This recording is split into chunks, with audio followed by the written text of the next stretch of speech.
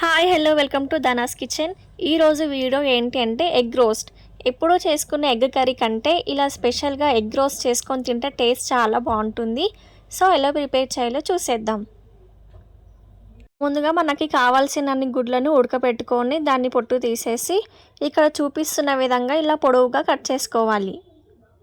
Eggs వేడిగా ఉన్నప్పుడే cut చేసుకుంటే మనకి ఈజీగా ఉంటుంది, లేదంటే విరిగిపోతాయి. సో ఇలా రెండు పీసెస్గా కట్ చేసుకోవాలి. అన్నీ ఇలా కట్ చేసుకొని పక్కన పెట్టుకోండి. ఇప్పుడు వేరే ఒక బాండీలోకి 2 కప్పుల ఆయిల్ని వేసుకోవాలి.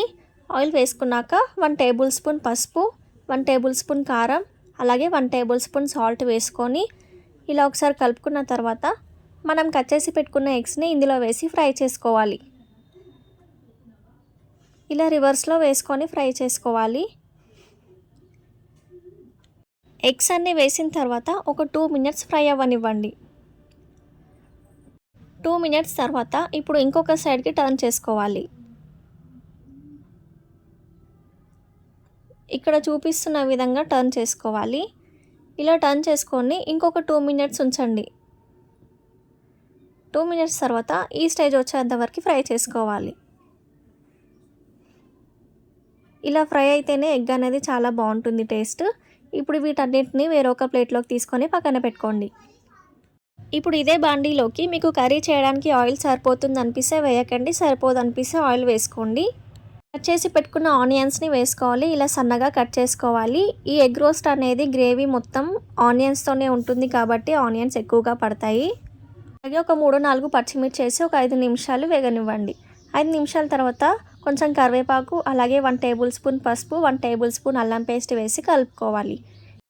ఇలా బాగా కలిపిన తర్వాత టేస్ట్కి సరిపడా కారం, అలాగే ఉప్పు, 1 టేబుల్ స్పూన్ ధనియాల powder and 1 table spoon garam masala వేసుకొని ఇలా బాగా కలపాలి. ఇలా బాగా కలిపిన తర్వాత ఒక గ్లాస్ వాటర్ని వేసుకోవాలి. వాటర్ని ఎక్కువగా వేసుకోవద్దు, ఒక టీ గ్లాస్ అంత వాటర్ని యాడ్ చేసుకోవాలి. ఇలా ఒక 5 నిమిషాలు ఉడికించిన తర్వాత మనం ఫ్రై చేసి పెట్టుకున్న ఎగ్స్ని ఇందులో వేసుకోవాలి. ఇక్కడ చూపిస్తున్న విధంగా అక్కడక్కడ స్ప్రెడ్ చేస్తూ వేసుకోవాలి.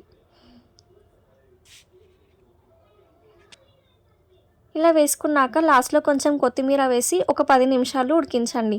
10 నిమిషాల తర్వాత కర్రీ అనేది అడుగు పట్టేయకుండా ఉండడానికి మరొకసారి ఎగ్స్ విరిగిపోకుండా ఇలా కలుపుకొని మరొక 5 నిమిషాలు ఉడికించండి. 5 నిమిషాల తర్వాత స్టవ్ ఆఫ్ చేసేయండి. కర్రీ రెడీ అయిపోయినట్టే. మీకు ఇష్టం ఉంటే ఇంకొకసారి పైనుంచి కొత్తిమీర వేసుకోండి. సో కర్రీ అయితే రెడీ అయిపోయినట్టే egg roast. So finally egg roast అయితే రెడీ అయిపోయింది. చూడండి, గ్రేవీ అనేది మరీ గట్టిగా కాకుండా పల్చగా కాకుండా తినడానికి వీలుగా ఉండేటట్టు చేసుకోవాలి. అదే కదండి స్పెషల్ అంటే ఎగ్ రోస్ట్ అనేది. నార్మల్గా చేసుకునే కర్రీస్ కంటే ఒకసారి ఇలా ట్రై చేయండి, చాలా బాగుంటుంది. చపాతీలోకి, పుల్కాలోకి, బగారా రైస్లోకి చాలా బాగుంటుంది. మీరు కూడా ట్రై చేసి ఎలా వచ్చిందో నాకు కామెంట్ చేయండి. మా ఛానల్ కనుక మీకు నచ్చినట్టయితే like, share and subscribe. Thank you.